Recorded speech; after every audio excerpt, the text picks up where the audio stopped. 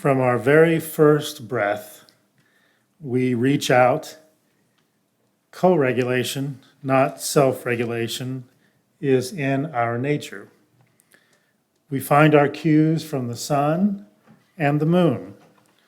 From each parent and caregiver, we find our place in the great turning planet. By turning to one another, generation to generation, we awaken to the dawn and fall asleep at the evening's end. Our life's journey is part of something greater, something simple, something divine. A flame cannot be lit without a spark. A life cannot begin without air. And we cannot begin to find ourselves without love. May we reach out to one another. May we offer love and nurturing care. May we join together in celebration of the interdependence of our lives. And at this time, we have an opportunity to light our candles of community. You can light a candle for a joy or a concern, or simply to bring more light into our space.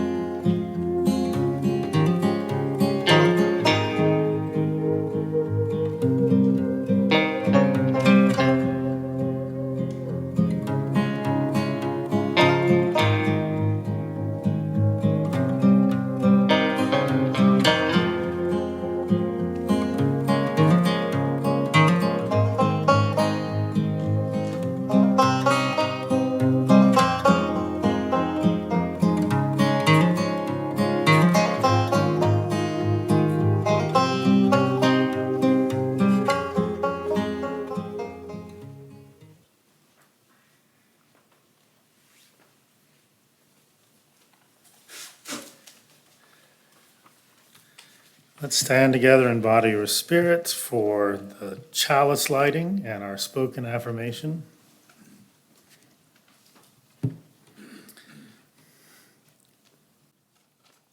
We light this chalice, spark of the original fire of creation, to remind us that we all on this planet, the furred, the feathered, the fenned, and the scaled, along with us featherless bipeds, we are all made of the same star stuff and all share a common destiny. We all share the same hopes of a life free from harm and suffering, and the same aspirations of happiness, love, and flourishing, being able to express our own unique natures and capacities as best as we may. We are just that many diverse perspectives from which the whole is seen and experienced. We are inextricably intertwined, interconnected, and interdependent, and it is good. Blessed be. Let us join together in the spoken affirmation. Love is the spirit of this church, and service is its law. This is our great covenant, to dwell together in peace, to seek the truth in freedom, and to help one another. Seated?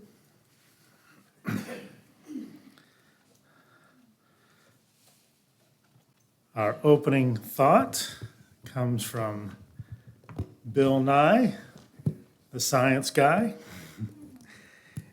and his writing Undeniable Evolution and the Science of Creation.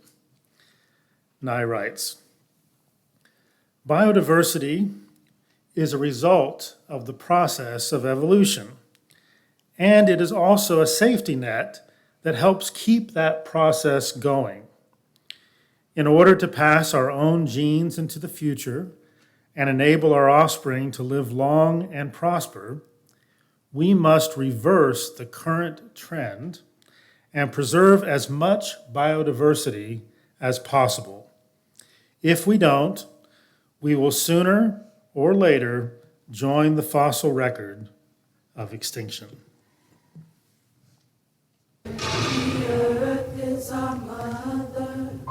We must take care of her. The earth is our mother.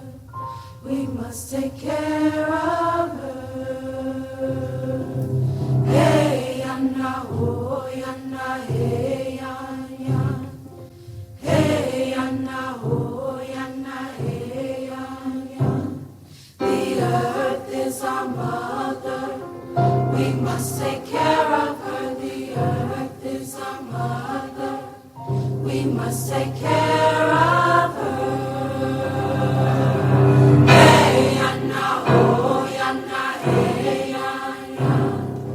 Hey, Anna, oh, Anna, hey, Anna. The earth is our mother. We must take care of her. The earth is our mother. We must take care of her. Hey, Anna, oh, Anna, hey, Anna. Hey, Anna, oh, Anna, hey, Anna. Her sacred ground we walk upon. With every step we take, her sacred ground we walk upon. With every step we take. Hey, Anna, oh, Anna, hey, Anna. Hey, Anna, oh, Anna, hey, Anna. The earth is our mother. We must take care of her. The earth is our mother. We must take care of her. Hey, Anna, oh, Anna, hey, Anna. Hey, Anna, oh, Anna, hey, Anna. Hey, Anna, oh, Anna, hey, Anna. Hey, Anna, oh, Anna, hey,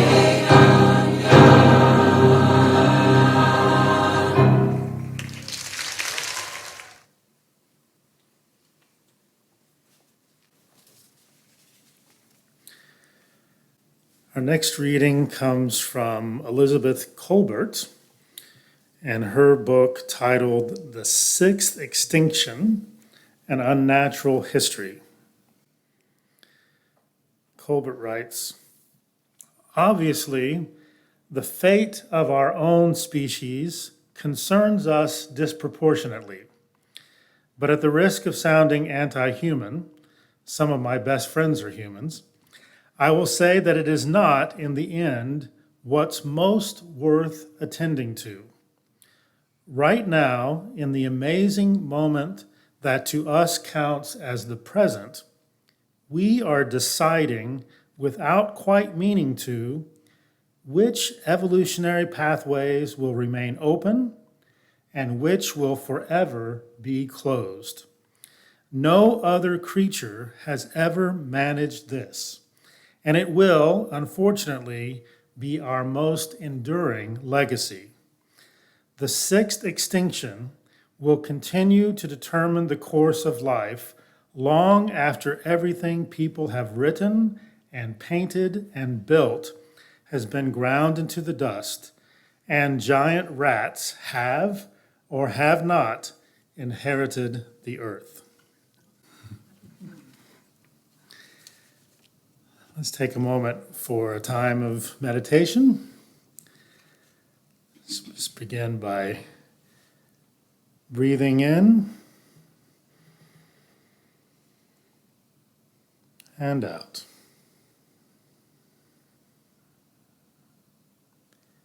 In,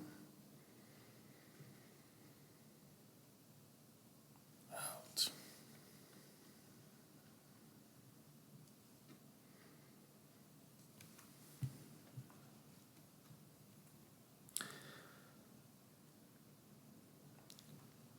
Our words of our meditation are from Alda Leopold and the Sand County Almanac. We abuse land because we regard it as a commodity belonging to us. When we see land as a community to which we belong, we may begin to use it with love and respect.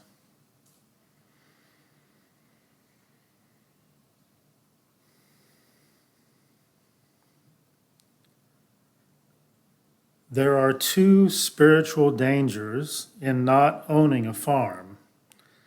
One is the danger of supposing that breakfast comes from the grocery, and the other that heat comes from the furnace.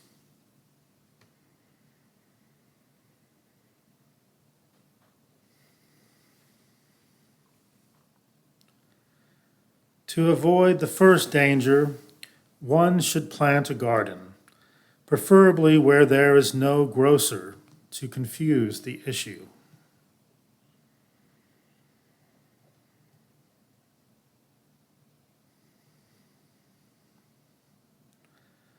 To avoid the second danger, one should lay a split of good oak on the underends, preferably where there is no furnace, and let it warm their shins while a February blizzard tosses the trees outside.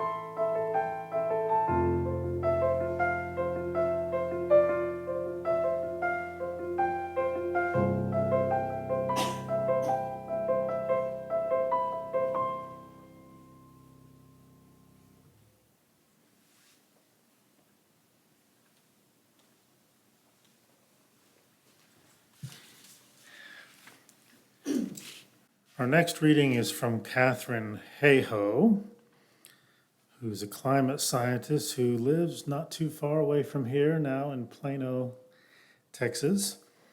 And she wrote an essay on Global Biodiversity Day, which is in May, titled One Planet, Two Crises, Tackling Climate Change and Biodiversity in the Fight for Our Future.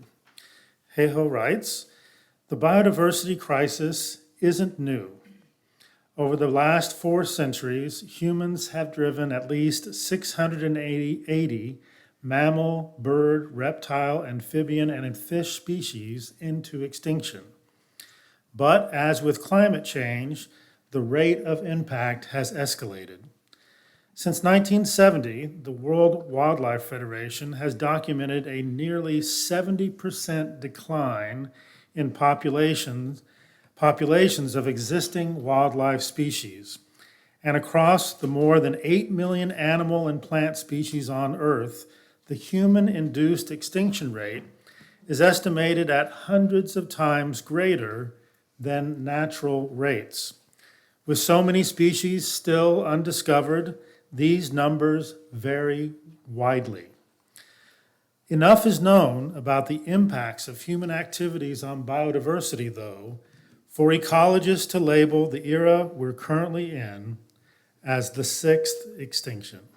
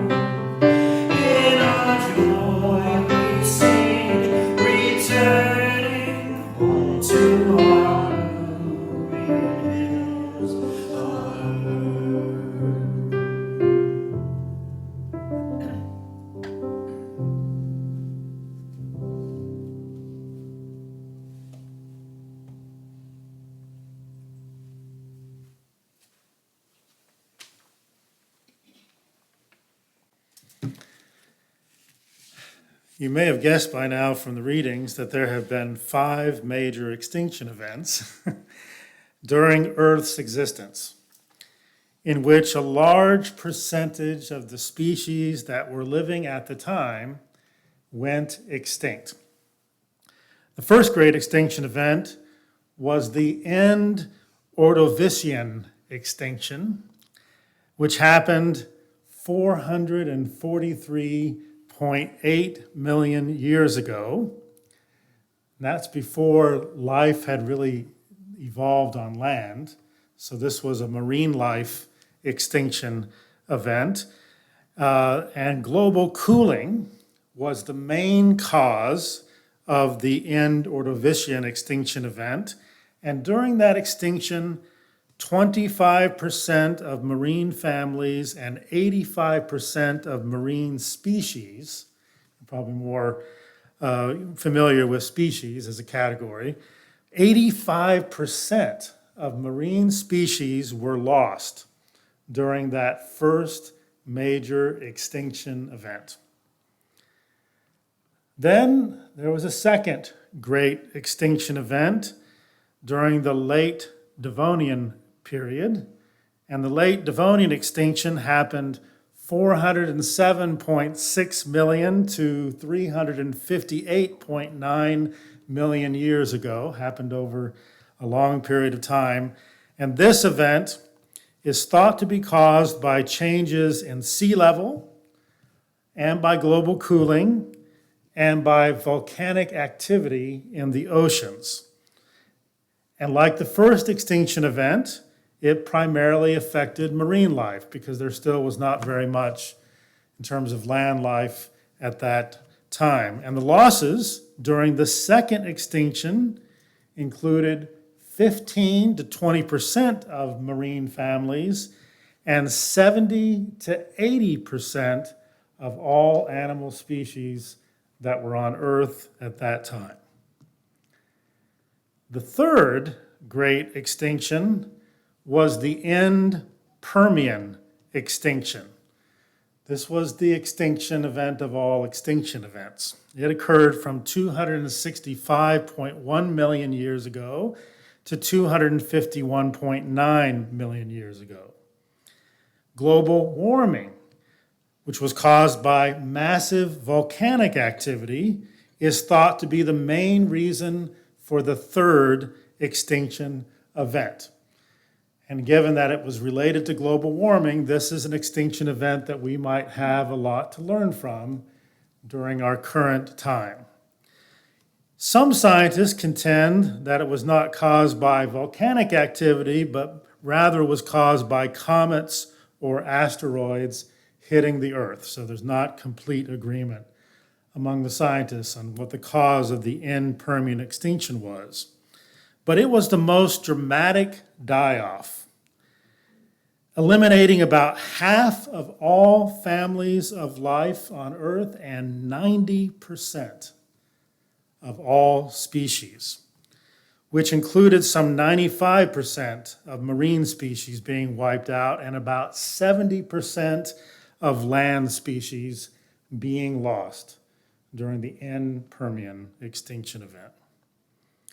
The fourth major extinction event was the late Triassic extinction that took place 201.3 million years ago. I'd love to learn more about the science of how they can be so exact in terms of when it occurred, but in the fossil record they can see it. This extinction, the late Triassic extinction, was caused by rapid climate change that was the result of either volcanic activity or an asteroid impact. The late Triassic extinction led to 20% of marine families being extinct and some 75% of all extant species on Earth dying out. The fourth major extinction event that I just mentioned actually was great for dinosaurs. It opened up some ecological niches that allowed the dinosaurs to evolve and to flourish. But then the fifth major extinction event comes, and that was the end Cretaceous extinction, which happened 66 million years ago. This extinction event may be the most well-known among the general public, as it is the extinction that took out the dinosaurs and was caused by a large comet or asteroid striking the Earth, maybe more than one. So when we listen to these extinction events, it may be difficult to find a silver lining when it comes to global major extinction events. But had it not been for the late Triassic extinction, the dinosaurs would likely not have flourished as they did for so long. And if it had not been for the end Cretaceous extinction, the one that wiped out the dinosaurs, mammals would likely not have evolved to flourish as they have. And we as humans would likely not be here today. So perhaps we should thank our lucky stars, or in this case, our lucky comet or lucky asteroid, that the impact of a celestial object 66 million years ago made our existence today a reality. The good news, in the midst of the 5 major extinction events, if one can find good news in major extinction events, is that that in the existence of the Earth, even in the midst of these 5 major extinction events, life has found a way. Life finds a way. Now, that may be little consolation for the species that are now gone forever, but even after the most extreme extinction events, life has found a way to recover and to flourish again. But it is important to note that it has taken life about 10 million years to recover after each major extinction event. 10 million years may not be that long, geologically speaking, but for you and me, it might as well be an eternity. At this point, you may be asking yourselves why I've just taken us on a ride down extinction memory lane and why any of this matters for us today. Sadly, the answer to this query is that it matters because, as the readings we heard earlier indicate, and because of some evidence that's overwhelming, we are now experiencing the 6th Great Extinction event in Earth's existence. The current extinction rate is likely somewhere between 1,000 and 10,000 times greater than the normal background extinction rate. That means species are going extinct 1,000 to 10,000 times faster than they would if there were no human activity on Earth. In the last 50 years, we have seen a massive loss in the numbers of wildlife, with a 69% drop since 1970, according to the World Wildlife Fund Living Planet Report that came out in 2022. Amphibians may be the canary in the coal mine of the 6th Great Extinction, with half of all amphibians in decline and 40% threatened with extinction, according to the Amphibian Survival Alliance. I was so happy that our older daughter, Ray, when she was a teaching assistant for an undergraduate biology class in May, found a horny toad in the Wichita Mountains, and actually got to hold the horny toad.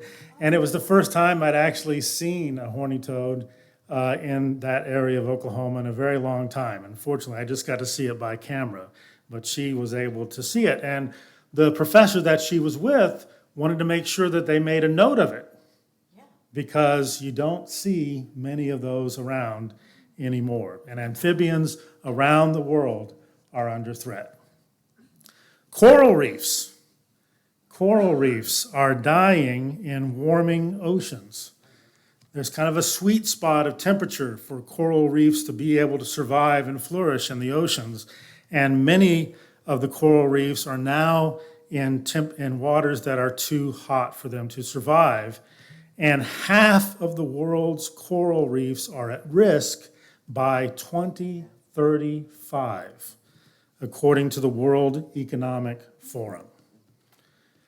Fisheries around the world have been decimated by overfishing, and also marine life in general is being threatened by ocean warming and the acidification that is also happening in our oceans.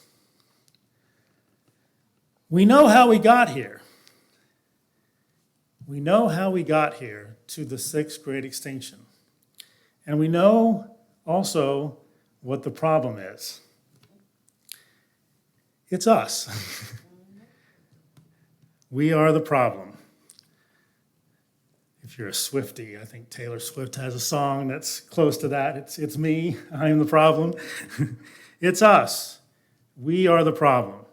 Our overconsumption and also the unsustainable systems that we have created have caused massive habitat loss. With 97% of Earth's land being altered by human activity. 97%, according to Frontiers in Forests and Global Change in 2021. We have caused global deforestation, cutting down 10 million hectares of forests each year, according to the United Nations Food and Agriculture Organization, with a net loss of 5 million hectares of forests every year. And we know that in the Amazon, this is a really significant problem. And the Amazon has so much biodiversity that when those forests are cut down, it accelerates the biodiversity crisis even more. We have been involved in overhunting and overfishing around the world, disrupting the integrity, stability, and sustainability of ecosystems around the globe.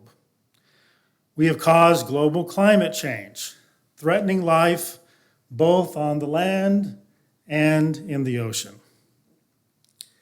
In the midst of a global climate crisis and a global biodiversity crisis that are mutually reinforcing one another, these two crises are mutually reinforcing one another.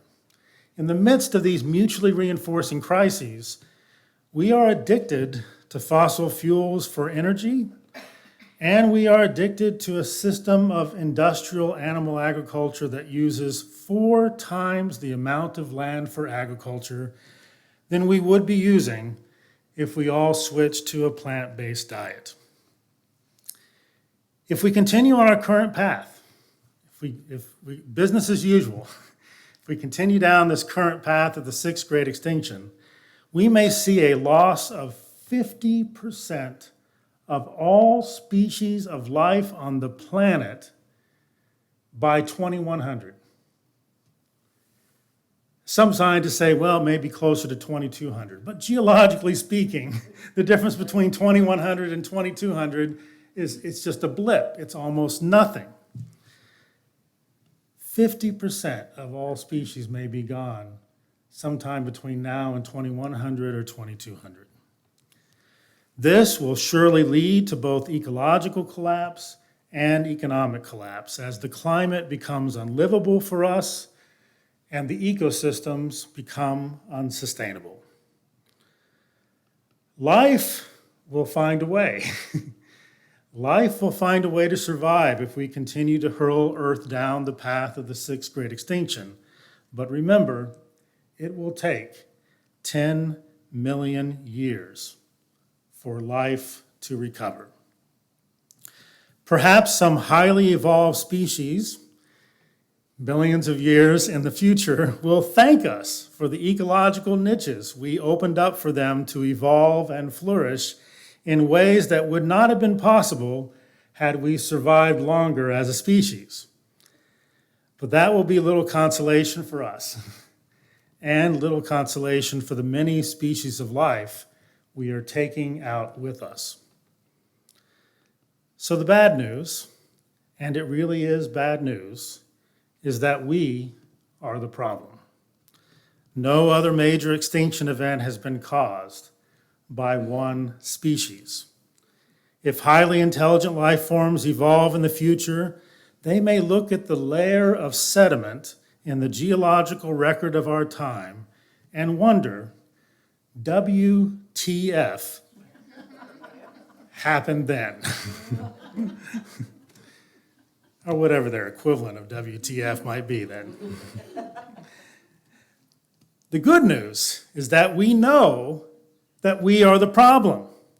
And for the most part, we know what we have to do to avoid our own demise and the demise of so much of the rest of life.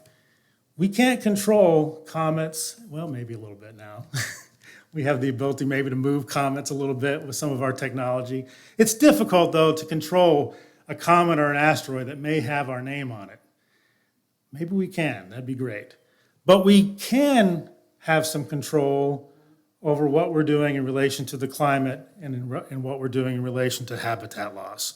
We know that we can restore and regenerate large areas of habitat for wildlife, and we know that we can mitigate against the worst of climate change if we move away from industrial animal agriculture and move towards a plant-based diet, and if we quickly wean ourselves off of fossil fuels so that we can preserve a livable climate that will help save so many species of life, including ourselves. So the bad news is that we are the problem. The good news is that we know we are the problem and that there are many actions that we can take to address the mutually reinforcing crises of climate change and biodiversity loss. We know what the bad news is.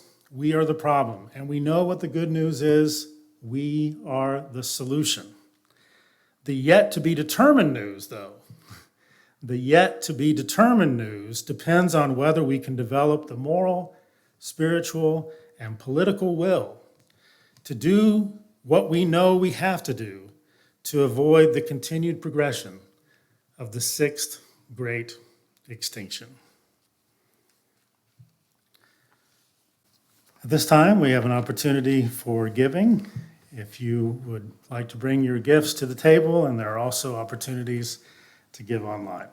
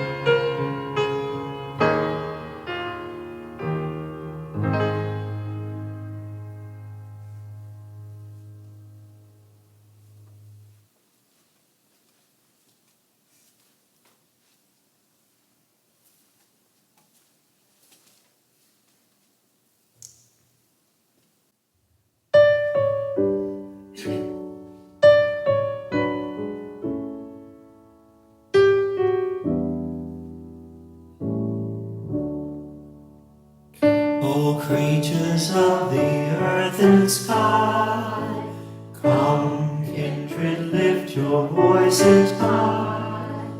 Alleluia, alleluia, bright burning sun with golden beam, soft shining moon with silver gleam.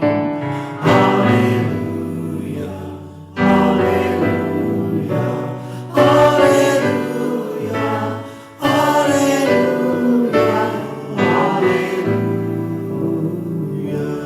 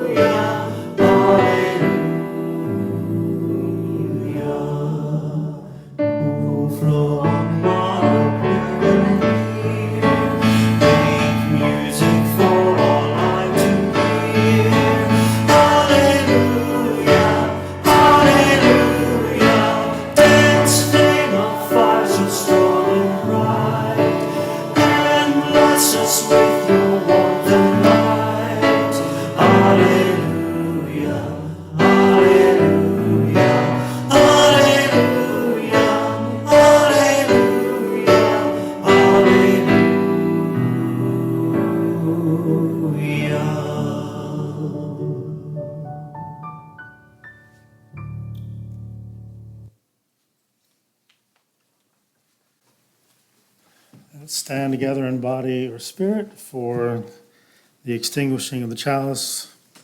But first, let's hear our parting thought from Edward O. Wilson from his book, The Creation, An Appeal to Save Life on Earth. There is no solution available, I assure you, to save Earth's biodiversity other than the preservation of natural environments in reserves large enough to maintain wild populations sustainably. Only nature can serve as the planetary ark. Let us join together in extinguishing the chalice. We extinguish this flame, but not the light of truth, the warmth of community, or the fire of commitment. These we carry in our hearts until we are together again.